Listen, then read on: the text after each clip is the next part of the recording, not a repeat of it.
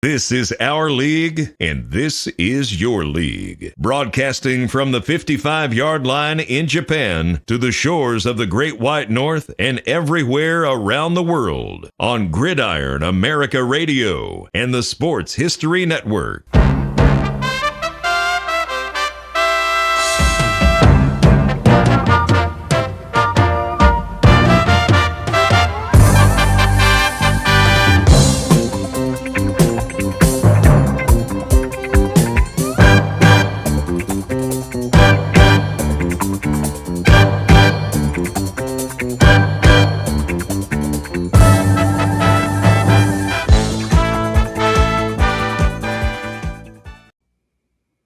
Hey y'all, welcome back to Gridiron America. Today it is Dave, Greg, and now appearing on screen, Mike Tackett. He just joined us. So, hey man, how's it going? Both of you guys. It's been, about a week since we talked. A lot's happened football-wise and everything. So, but first off, how's everybody been? Everybody have a good week? Mike, good week?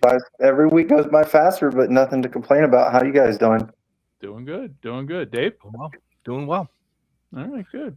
Lots of football. Yeah, lots of football, which unfortunately, because of things going on in my world over here, of course, being on the opposite, literally being 12 hours ahead or behind, 12 hours ahead, I missed basically most of the football week, the big stuff on the weekend. So we got a lot of ground to cover in a short time. So among the big things, we had a couple championship games. We had big flag football championship. We had a big indoor football league championship. And then, of course, we got week 11 in the CFL. So I figured we would start off with the IFL championship down in Tucson and go from there, where your Arizona Rattlers are champions yet again of the indoor football league.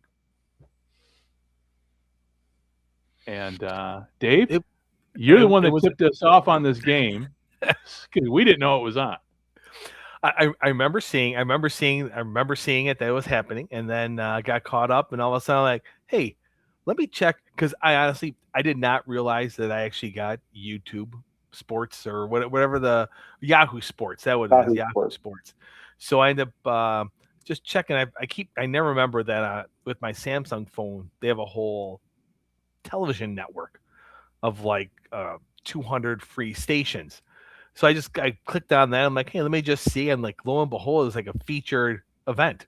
So started watching as the late in the second half, and caught the end. And it was an entertaining game. I mean, 62-51, Arizona, another championship for them. But Green Bay, it was, like I said, they played well.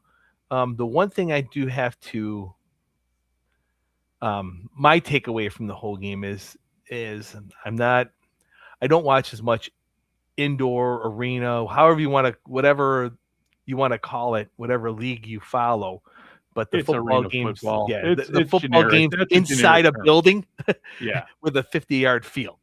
I was really surprised that both Arizona and Green Bay had more rushing yards than passing yards. That's probably the thing that really stuck out to me is, if you watch the AF Arena Football 1, I don't think the two teams had 12 rushes combined. And I think those 12 rushes, if they had that many, 8 or 9 of them were quarterback scrambles where they were running for their lives and got yards.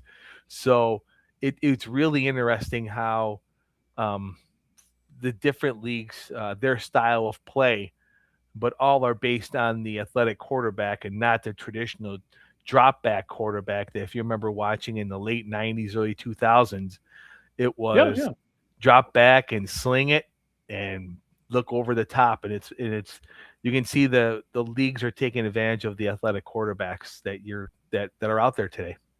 Yeah. Mike, thoughts? So I didn't even know it was on until David mentioned it, but one of the highlights that I did catch, and I think it's a testament to just how athletic some of these guys are.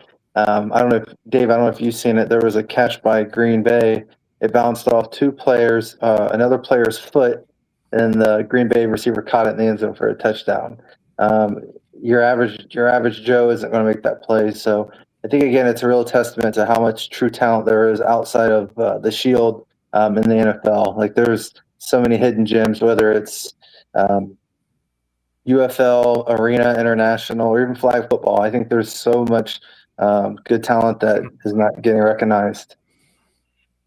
Yeah. I mean, we've always known that there's been players in other sports who could bring their talents to the football field. Specifically, for a long time, teams would look at, college teams would look at, hey, who's playing hoops and who would make a good tight end. I mean, that was always kind of the thing. But yeah, in terms of like athletic talent out there, there's so much out there. People talk about, well, thinning the field and, you don't want to expand too much because then you're going to get media. No, I don't think that's ever been true. I just think that's just an excuse that people make who are against expansion in any league. So that's just my thought. That's my thought. So, yeah. So Dave, you watched the entire game pretty much through the finish and everything? I saw the majority. I missed some of the early part, but I went back. I was able to watch quite a bit of it, and it definitely the best two teams in the NFL were playing in it. I thought it was a good production. The broadcast was interesting. May not been my cup of tea. But I think that is also a new thing with Yahoo for that. I believe this was the first year for this Yahoo was only on Yahoo. Yeah, it was only on the Yahoo Sports network. Yeah. So that's why I didn't think, I know I didn't have a streaming. I didn't have it in a normal sense.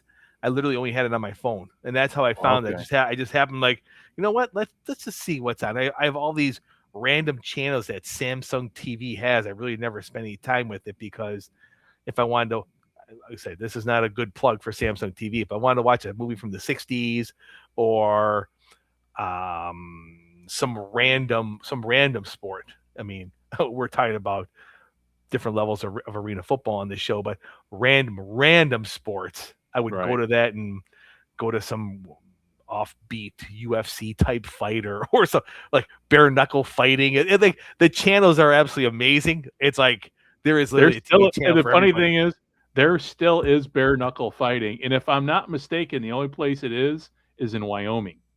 Yeah, I saw it list. I didn't click on it, but no. I only know about that because it's a long story, but in my old job, I had a guy coming through the court system that was involved as a promoter in bare knuckle fighting. And I'm like, what is this?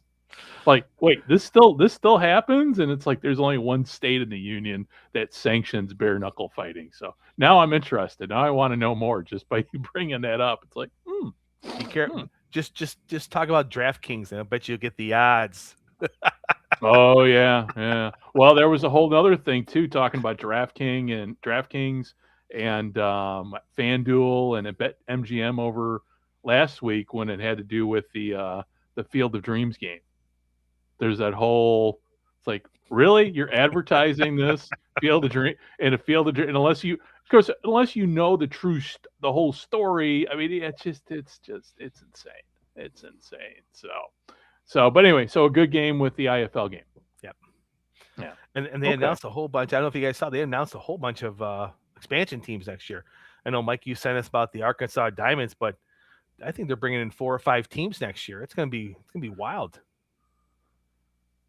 I think they're feeling the pressure of the NAL, AF1, that they're just grabbing teams, and I think that's, as I mentioned to you, Mike, the financing's part. It's great to jump 3 levels of arena football, but the arena league and IFL are 2 different categories of financial needs that you have to have for that. So, yeah, I think it really brings out competition, and I think when you get a competitive market, obviously, the NFL there's no competition, and even in the '90s, the Arena Football League, you had the AFL and the AF2, I mean, that was it. So Yeah. now to see all these leagues, there's a lot of competition. I think it's going to start bringing out the best of players, but ultimately it comes down to it's the business and the bottom line and how they're going to operate.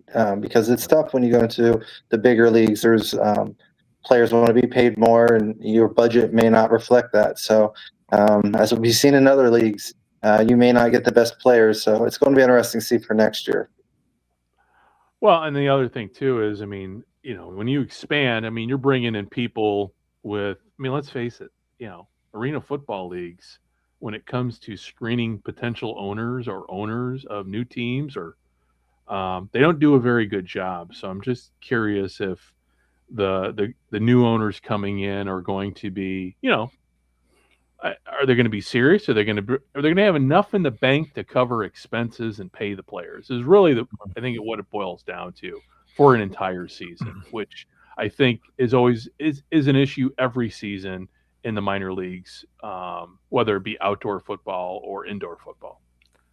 Yes, and I will not say what league this is, but there was one of the arena football leagues on their website that had a segment. You can click a tab and say, do you want to own a team in our league? Okay. Is Fantastic. This the Supreme Football, the No. guy on Facebook that is like, Nope. okay, so this isn't who I'm thinking of. It is one of the established ones. Okay, Been around. gotcha. And they literally put on there your name, your address, your phone number, and how much money you're willing to contribute. And you could click on 0.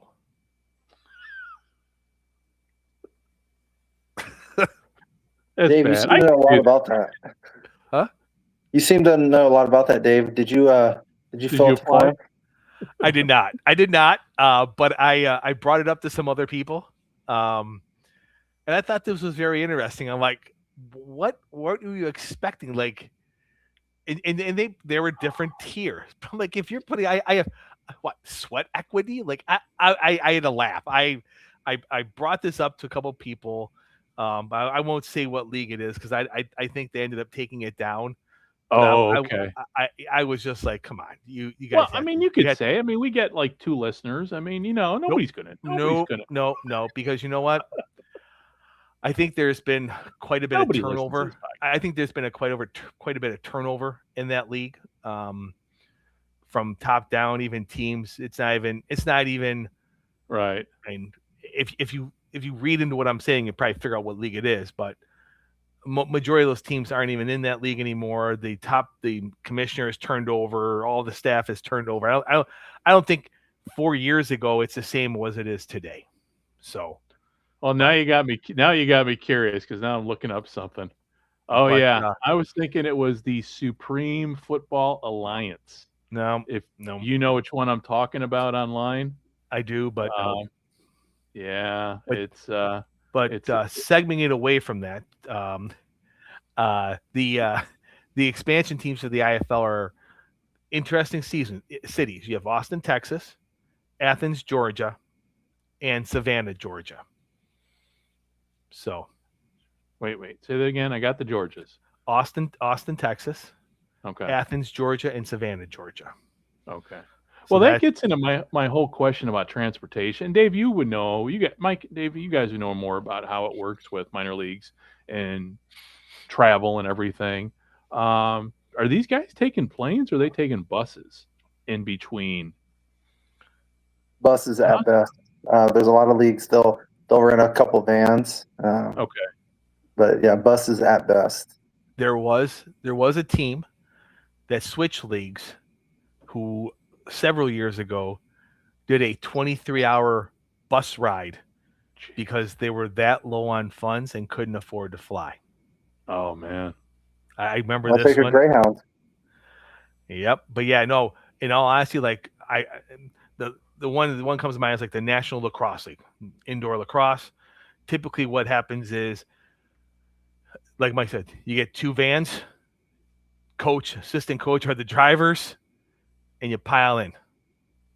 So, and that's really, you'll see a lot of these arenas. They might have 3 vans, get the biggest vans you can. Because in New York, there was a really bad accident a company was using bands to transport people for an event, and there's a deadly crash, and so you can't even get a 15 pass. You can't rent a 15 passenger van in New York State anymore.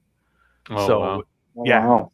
yep. Because of that, it was bad. But yeah, that's what a lot of these places will do. Okay. Yeah, And I that's just why. assumed they were buses because it's minor league. So, but with But those yet, distances involved. you have to look at like the IFL is. It used to be all these ones were like the IFL was Central, NAL was Eastern. Like you had the basically you broke it down by the sections Region. of the country. Yeah. And now they're all over the place. So I think what they're looking to do is going back to that regional because all these teams are like, we're not selling enough tickets to fly from Orlando to Arizona and back, and then Right. fly to then go to Montana. It's crazy. And Yeah. these teams, if you're getting legitimately, say you're getting 3,000 people a game, by the time you're paying the facility, that you're 23 round trip tickets, even with the group rate, Right. and with gas, and with Yeah. its gas as expensive it is now. Jeez. You're lucky to break even. Yeah. Yeah. Yeah. I mean, Yeah. if you look at it, each one, I guarantee you, each one of these, regardless of what league you play in, NAL, AF1, IFL, even you can name whatever the arena league, whatever you want. If you're sending 30 people by plane and you're staying overnight somewhere, you're looking at $25,000 because you got meals. Like you're looking at that. That's a $25,000 trip easily without even batting an eye. Yeah. Yeah. Yeah, there was a Wow. team a few years ago in Ohio. They were it's a great name, great logo, the Canton Legends. They had the old school leather helmet. It was gold. They had the golden maroon. It was great ownership because they were over their head with debt. They were selling the rights to the stadium, the turf, the team bus for $60,000. Just wanted it off his hands. Wow. Minor league football. Gotta love it. Gotta love it. So, well, moving on here, we had another championship game, which of course I did not see. So, but that was Canada beating the U.S. in flag football. And now we're Mike and Dave were the champion. This was the championship game, right? Yes. Okay. Yes, it was the championship games in Germany. The top three qualified for the Olympics. Okay. Yeah, this was another one of those that went right under my radar screen this weekend. That until we signed, I mean, again, I had a lot of stuff going on offline, so there wasn't much football I was watching or even paying attention to. But I know a friend of mine, Jim Mullen, who is one of the top officers in the IFA, International Federation of American Football. I looked on my Facebook page. I go, oh, hey, Jim's going to Germany. So, and noted he's going, So I'm like, oh, something big's going on. So, but I did not realize, like I said, the championships were this weekend. And so we had Canada beating the U.S. What was the score? How close was it? Can tell me more. I think it was 30. Not just tell me more, but tell everybody who's listening more. Sorry about that. And Dave, correct me if I'm wrong, but for the Canada championship, that was the women's game. I believe they beat the U.S. 32-25. I think it was an 8. I thought it was an 8-point difference. It may have been. I thought because I remember the last play of the game was like the 2-yard line, and the broadcast team was saying, look, Canada had to make one of the next 2 stops. Like they had to make one stop because they could give up a touchdown, but they couldn't give up the 2-pointer. Or I think it might have been 7. It was a 1-score game. Yeah, and then for the men's, Team USA beat Team Japan, and I think that one, it was close. It was closer. I want to say 42-45. Okay. Yeah, I'd say, I'm not saying I was skeptical of flag football. It was wildly entertaining. All those teams, like they were really amazing athletes. I was shocked, to be honest with you. It was it definitely flew under my radar, thinking that it's 2 years away, and not really realizing that the winners, this was the Olympic qualifier. It was wow. Yeah. Now were the now on the U.S. side, did they have any pros planned? No. What about the Jap? I know Canada had a couple retired NFL players. Okay. And do we know about the Japanese side if they had any X League guys planned? Not that I know of. As I say this, I want to correct myself. If I remember right, again, guys, correct me if I'm wrong, but I feel like USA versus Japan was the semifinal, and then the US beat Italy in the championship. But I'm pulling it up now because it was a lot of. You can't sleep on Italy or Japan going into the Olympics. I mean, they're great teams, and it's going to be exciting for LA 28.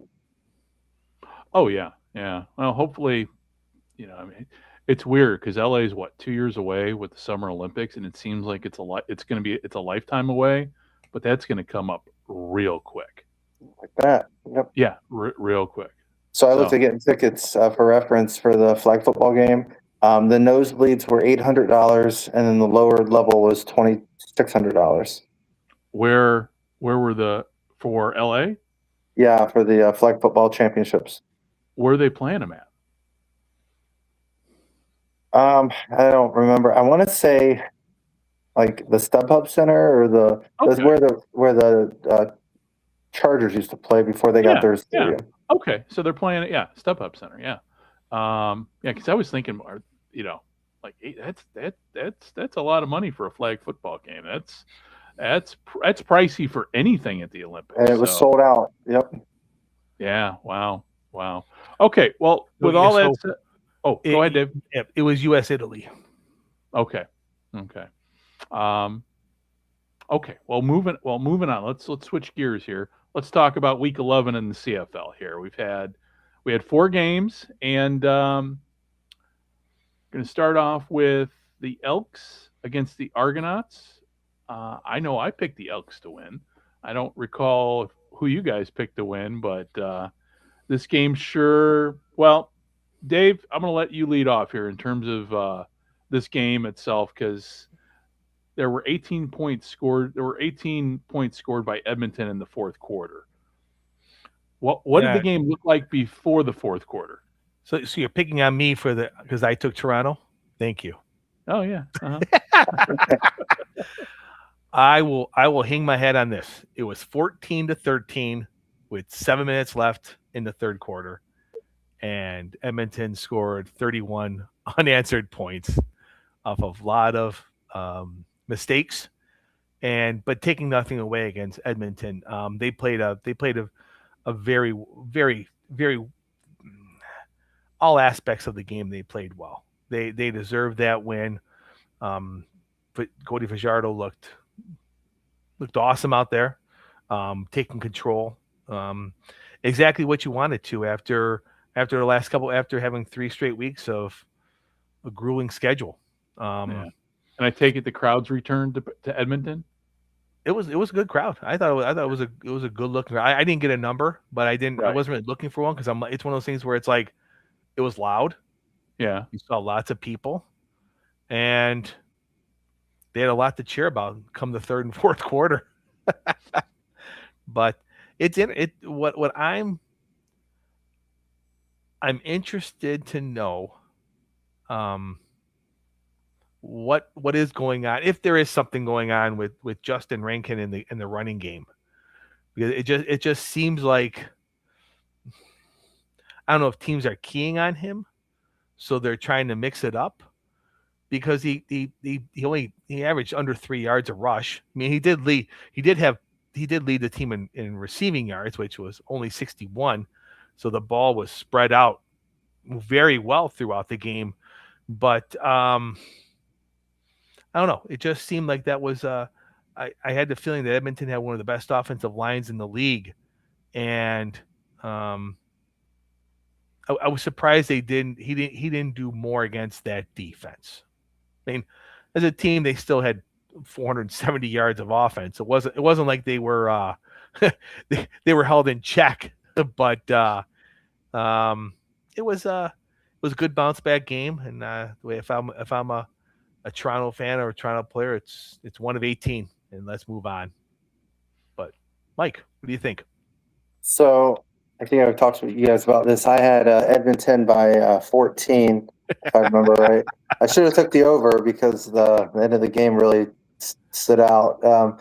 As far as Toronto, I mean, Chad Kelly was inefficient, 265 and no touchdowns, and then they had no run game. So I think defense coordinators will figure out how to.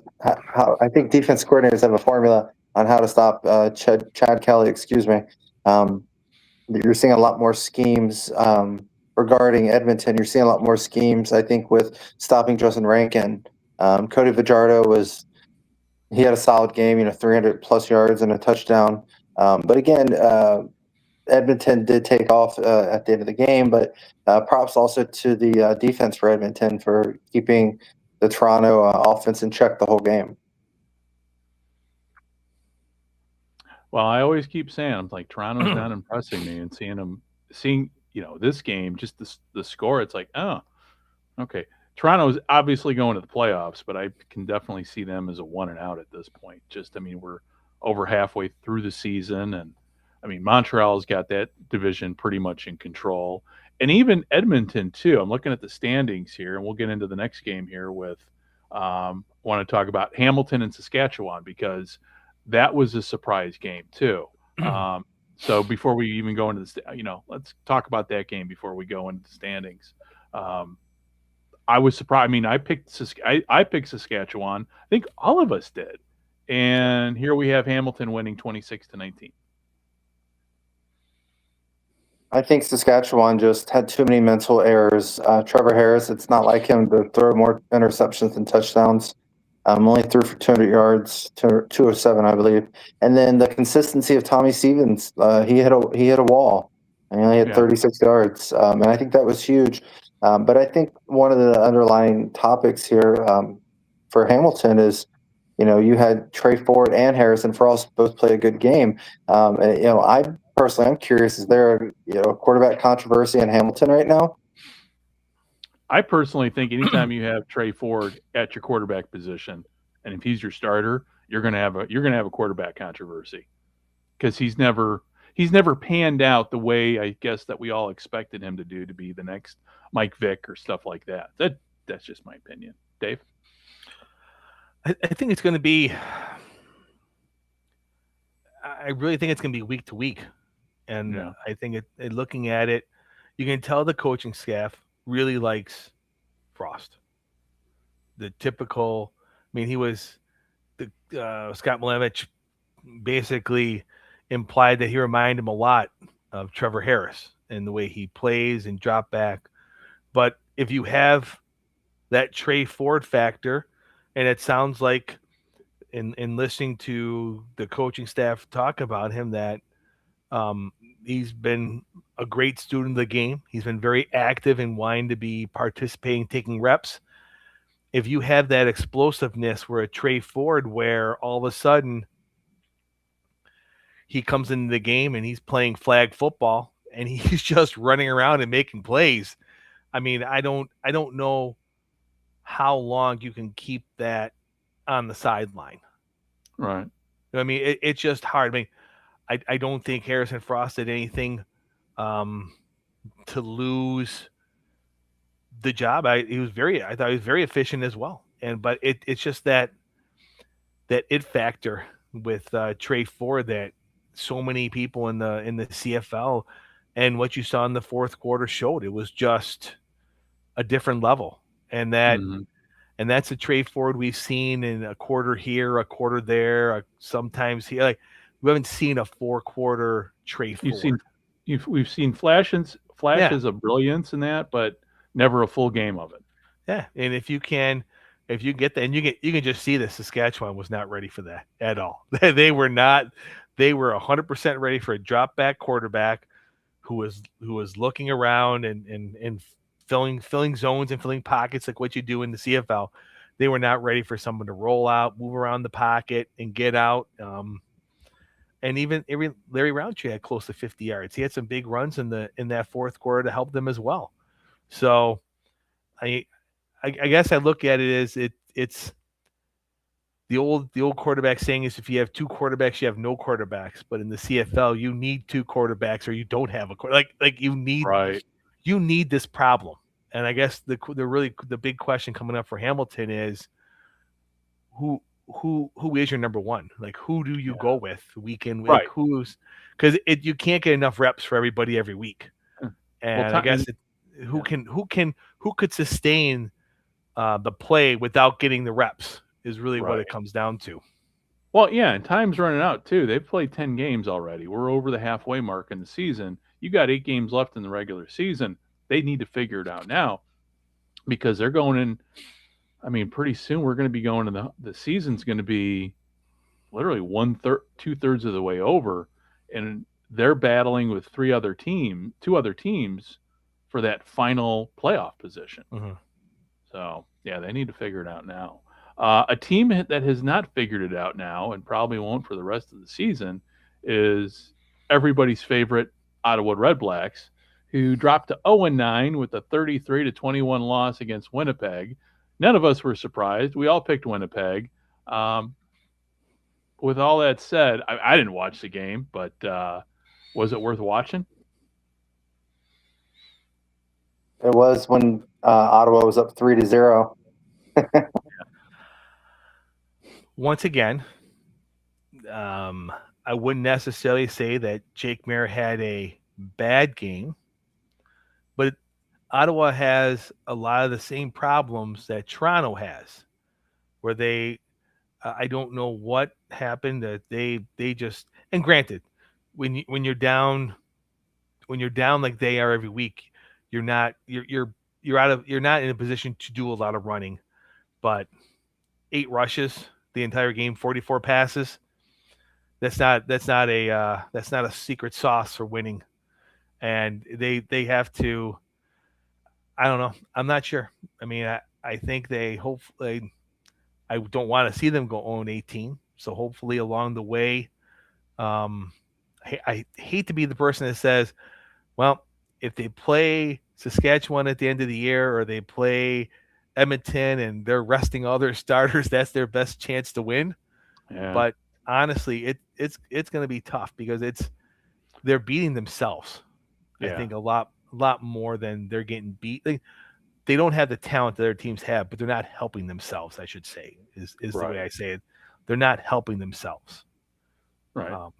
And then the team president got fired today too. Yeah, correct? just going to ask, didn't I see when I woke up this morning there was a firing with Ottawa, and listen, I was just waking up when I saw the news, so it was hard for me to read with blurry eyes as I was getting up, but yeah, when it costs the president your job at this point, you know it's bad. I mean, I don't know what more to say. I mean, but yeah, I think at some point they're going to catch a team playing, completely off guard here. They got 9 more games left. They could easily notch a few wins before the end of the season. And they did outgain Winnipeg in the game. They did have more offensive yards. I mean, if you're looking for that moral victory in an 0-9 start, their defense improved. Right. Their offense, I thought the passing game improved, but they're just not getting the end zone. It's just one of those things where you look at these scores and it's like, we'll look at the BC Calgary game, but you're not going to win games if you drive down the field and kick a field goal, drive down the field, kick a field goal, you're not winning these games because you need to be getting touchdowns, not field goals. Yeah. Well, in the spirit of touchdowns, what was interesting was Zach Collaros didn't throw any touchdowns. He only had 222 yards, and Ottawa still couldn't get it rolling. I will say that as a Red Blacks fan myself, this is very painful and humbling. But it also has a lot of remnants of, I don't know if you guys remember, just not that long ago, Montreal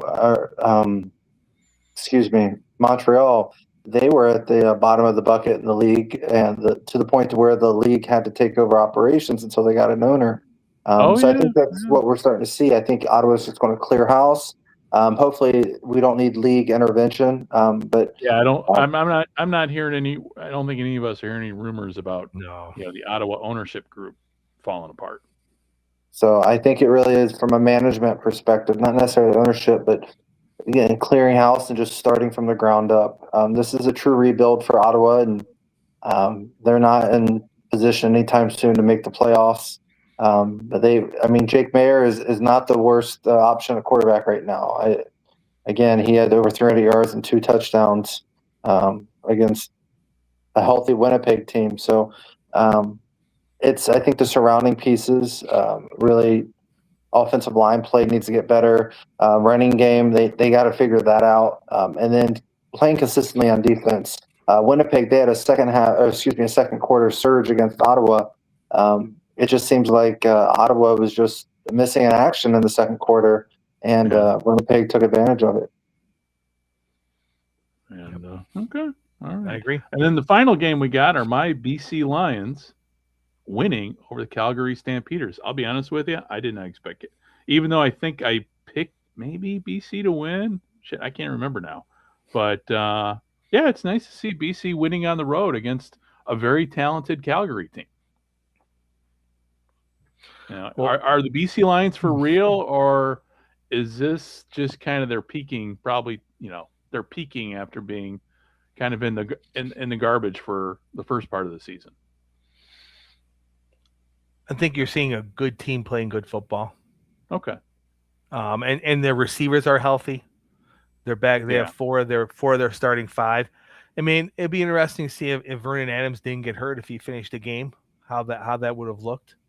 Mm-hmm. Hopefully his head hit hard. I don't know if you guys saw the replay of that. No, I didn't. Oof. He got sacked and kind of got wrapped, and he went face first, and his head just went boom. Ooh. Like the front of the helmet. And on that stadium, on that turf, because that's concrete. Old. I think it's on concrete, completely underneath. The old Astro turf style. Yeah. So they showed that replay. You didn't see it from the initial replay, but they showed the sideline one where his head came down. It just the front just did the big smack, and he walked off on his own, but he got his bell rung pretty bad. Dang. So, like I said, I mean, I thought Josh Love he played well. I mean, he had some nice passes and he moved the ball, but it's just one of those things where, what would have happened if Vernon Adams didn't get hurt? I think Calgary might have hung on to win that one, but I take nothing away from BC. BC played well.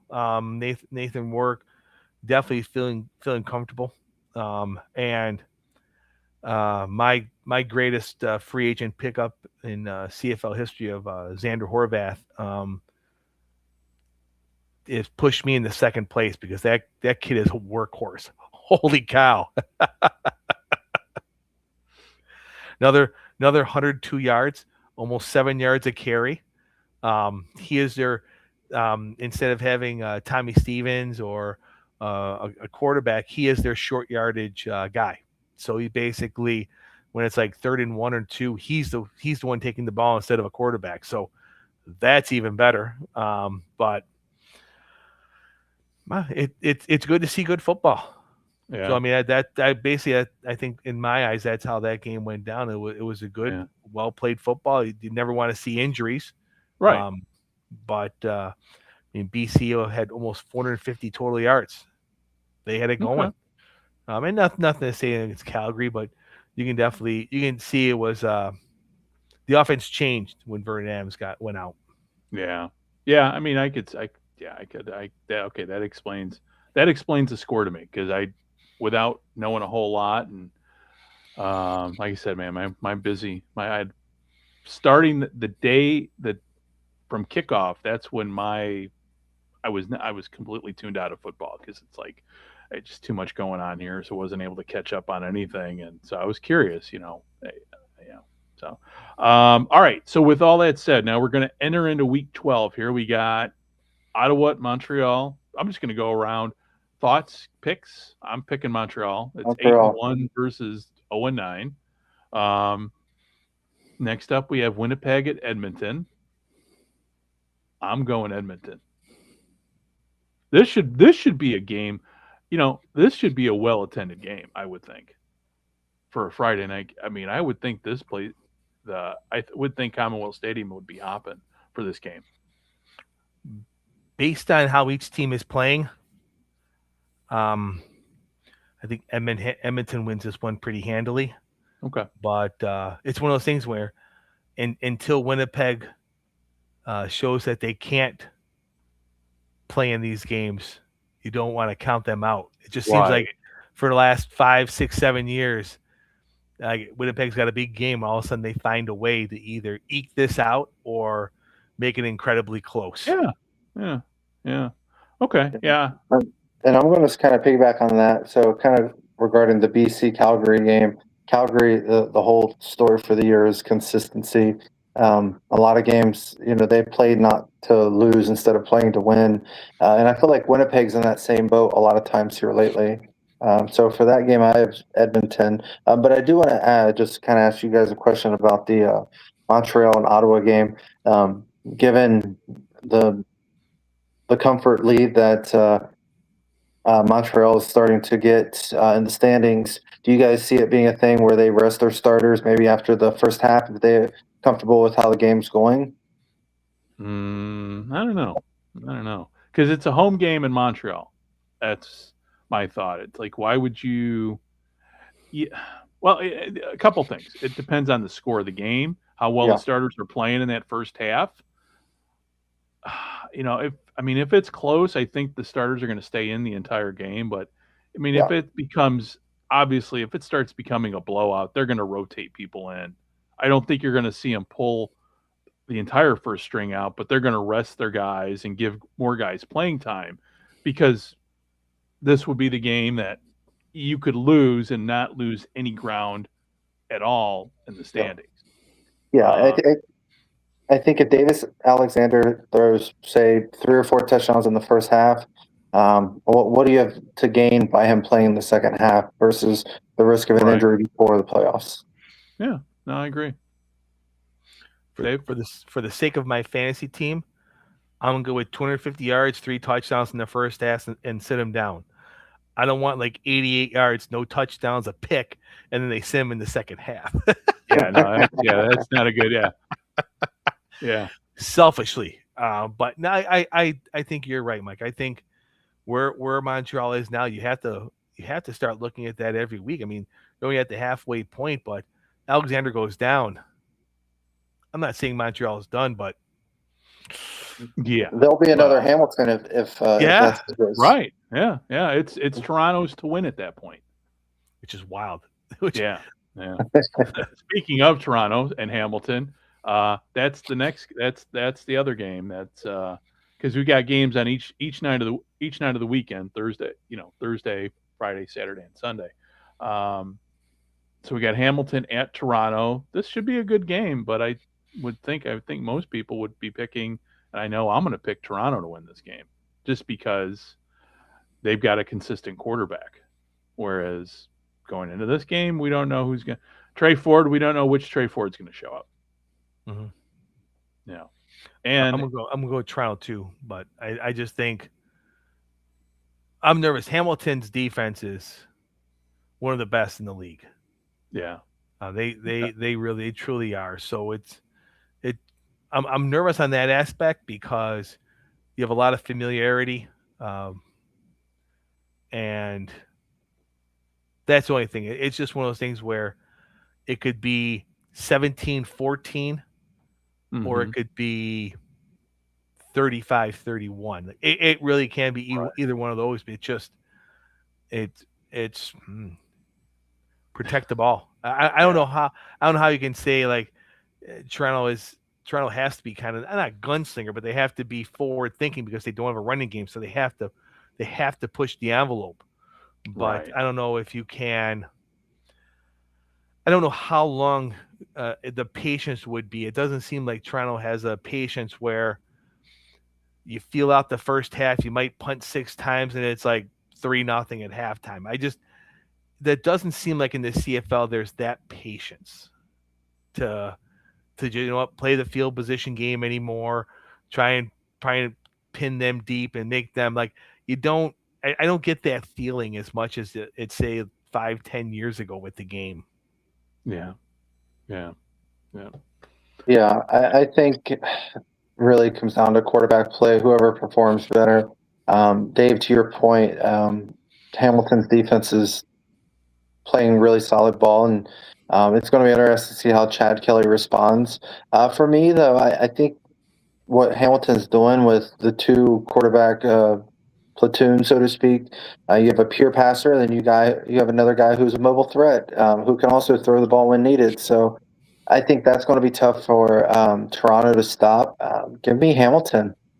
Okay. Well. Okay. All right. I can see that. Like it's just one of those games. It's I like could see it too. Yeah. If I was gambling, I want to see the line first, because if it was like if it was a 3-point line, I am taking the points because it could be that close of a game. Yeah. And lastly, we got the Riders at BC. This is going to be a close game, I have a feeling. Saskatchewan has to get healthy. Yeah. That's their biggest. I think that's their number one thing right now is they're still banged up. They have, and it's football, so you're going to have that. So it's not none of the riders are taking that as making an excuse, but they need to get healthy. And BC can, if BC hangs around, I can see them stealing this one at home. Yeah, because it's sure. I mean, if BC wins, it really tightens up that second place race in the division, because then you'll have BC at 5-5. You know what? I'm kind of betting on Winnipeg to win in their game. So then you have, the Riders and Winnipeg at 6-4, and then Calgary, even though they're 4-6, I mean they're still in the hunt. So, this week's going to be important pretty much for all the teams playing. Saskatchewan, Winnipeg, and BC in terms of just pole position in for second place.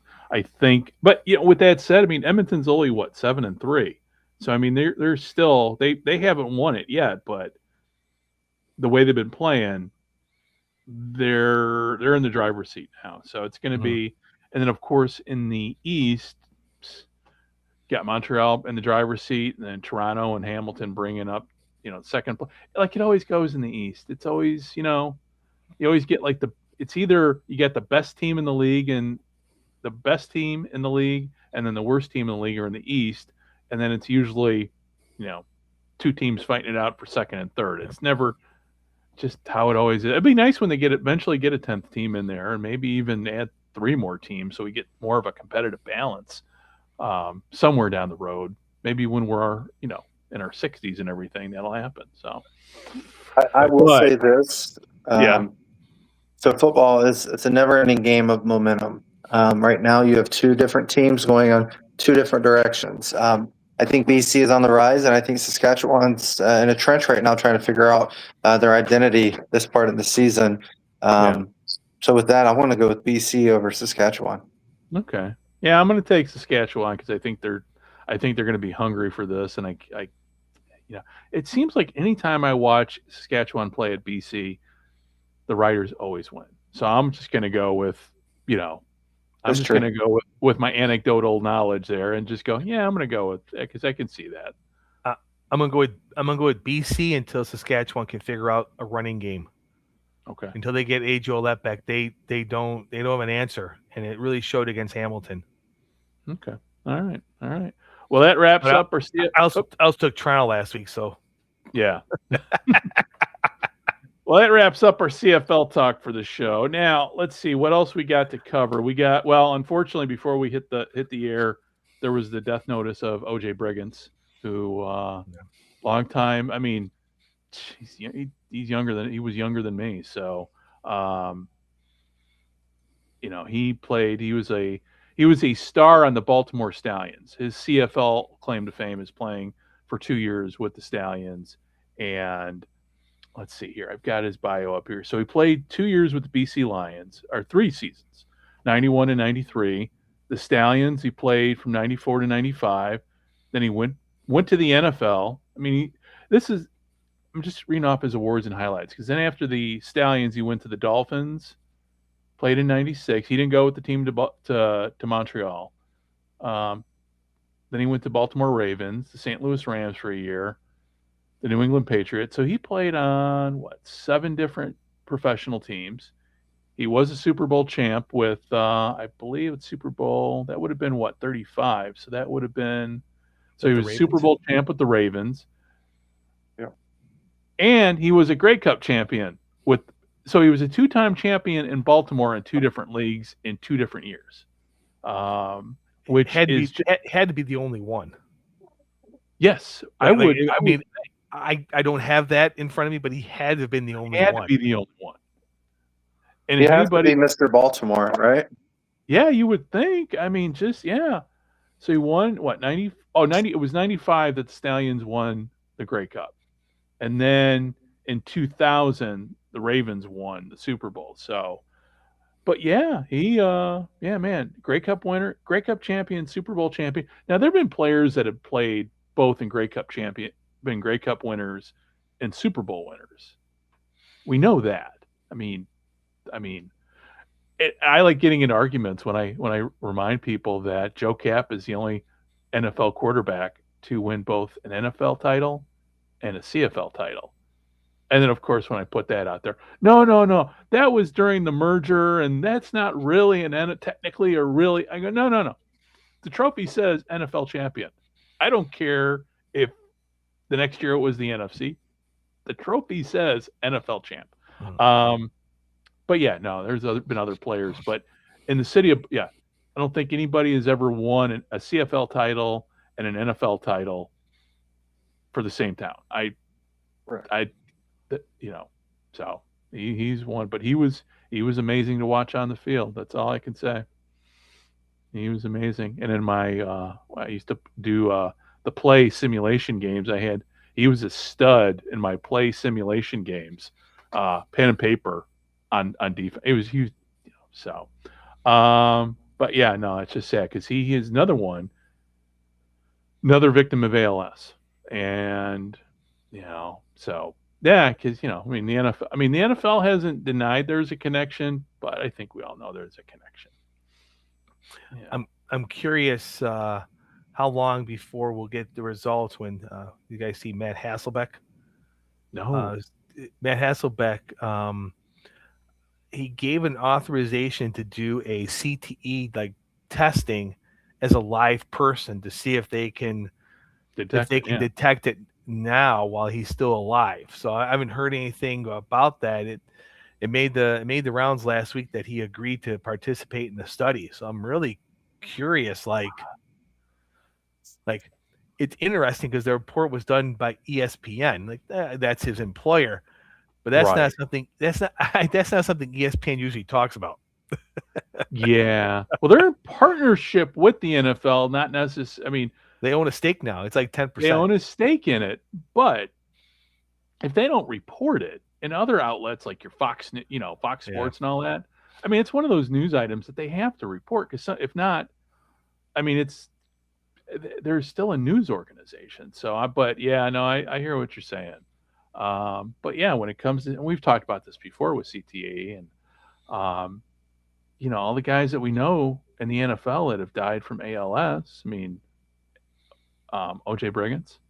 I said AJ. I think I said AJ before. I apologize. OJ Briggins, Steve McMichael, just off the top of my head. I can't. And then we've had other guys that have been diagnosed with Parkinson's disease. Obviously, we had Roger Craig with dementia. So there's a lot of anecdotal evidence. Titans running back. Yeah, Chris Johnson was that's who I was thinking about with ALS. Junior Seau. Yeah. He didn't have ALS. He had what? Yeah, the CTE. Yep. CTE, yeah. Because when Dave Dewerson with the Bears. Yeah.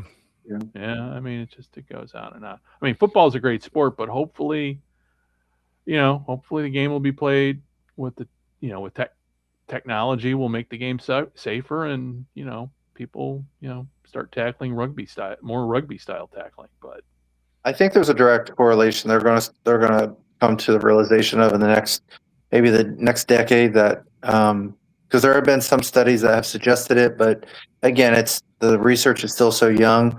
Yeah. The correlation between CTE and ALS and Right. Parkinson's, all those things. I think it's all correlated. I don't know. Are you guys familiar with how they currently do test patients for CTE? No. So the process is once the subject has passed away, they take the brain and they go sliver by sliver. They look at inconsistencies. So as of right now, because I know I've had 8 documented concussions, I'm actually part of the Harvard Legends program. So Okay. when that time comes, I'm donating my brain to science, and they'll do their diligence and see if I have CTE, and hopefully, we can, like you guys said, find a cure for that, or find out, a solution. Maybe it's better equipment, maybe it's better tackling, because it seems like football is at the highest rate for this, whereas you see guys in like Australia in the rugby league, they don't wear helmets, and I think some of those tackles are a lot harder because they're not leading with their head, they're leading with their bodies.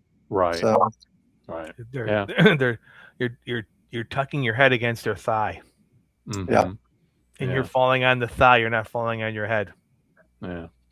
But speaking of the CTE, Hasselbeck, he's volunteered as a healthy participant. It's a Boston University study, and he's going to be doing scans and blood work to see if they can find a reliable way to diagnose CTE in living people, because I guess the approach or what the ask was, they're looking for healthy people with a long career in football to see, hey, what's different between this and someone who is not, instead of someone who's down the road and all of a sudden the starting point is a lot different. So I'm very, very curious to see how this turns out. Like it's it'll be interesting. I'll say that. Yeah. I don't want to say that game changer or all those cliche words, but Right. definitely can hopefully help a lot of people along the way. Yeah. Yeah. I think you're seeing that like in the NFL team, in the college ranks now. Majority of your hits, I want to say at least 2/3 of your hits are going to be in practice. That's why you're seeing in practices guys wearing the Guardian caps. They won't wear them in the games. So I think that a lot of that contributes to the consistent bangs to the head during practice. So maybe that's the underlying issue, is that repeated head trauma during the practices, and then by the time they hit game day, their brain's already starting to get rattled, and one wrong hit against somebody who's a fierce competitor, that's when the bad things really start to happen. So I'm definitely looking forward to the science behind this. Hopefully we can get some positive results with having a living patient for this, but we'll see. Yeah. Well, Oh. you need players start wearing the Mark Kelso Gizmo helmet from the late 80s. It was the original Guardian cap. The original Guardian cap. And it the looked a lot better. 49ers player that had that padded helmet over his regular. Yeah. That Those guys- Kelso. Yeah, Kelso Okay. was the first one, and then that's how those came about, because he had a bunch of concussions in the late 80s, and that's why they put the big foamy thing on, or I'm not sure what it was. Yeah, but it was wild. It was painted at the Bills helmet, so it just looked like a double helmet. They called it the Gizmo. That begs the question. I thought the NFL was going to try to do something to make those Guardian caps much like that helmet in terms of just the fit and everything. So maybe that's coming down the line for aesthetic purposes. I think those things cost. I mean, the Guardian helmets cost a lot. It's like almost, it looks like more like a scrum cap than rugby. So right. Those Guardian hats had to be so much cheaper. Yeah, but the NFL's got money. Yeah, but they got money. It's not like it's people not with like money don't want Division to spend 3 it. ball. Yeah. All right. Well, listen. Hey, Wait till you see DraftKings on there or FanDuel on the front or something. Oh, dude, that's coming. That's coming. Oh, it is. That's coming. Yeah, FanDuel jersey patch. We're a year or two away from seeing all that stuff. I don't want to see the NFL look like the ELF or the Mexican League with logos everywhere like NASCAR. I mean, the CFL is bad enough, but So, all right. Well, listen, as we wrap things up, so any final thoughts? And we're not talking NFL preseason because there's really nothing really to talk about. It's preseason. It's practice games. My only question is there any news out of the NFL injury-wise or major thing that I missed during while I was sleeping?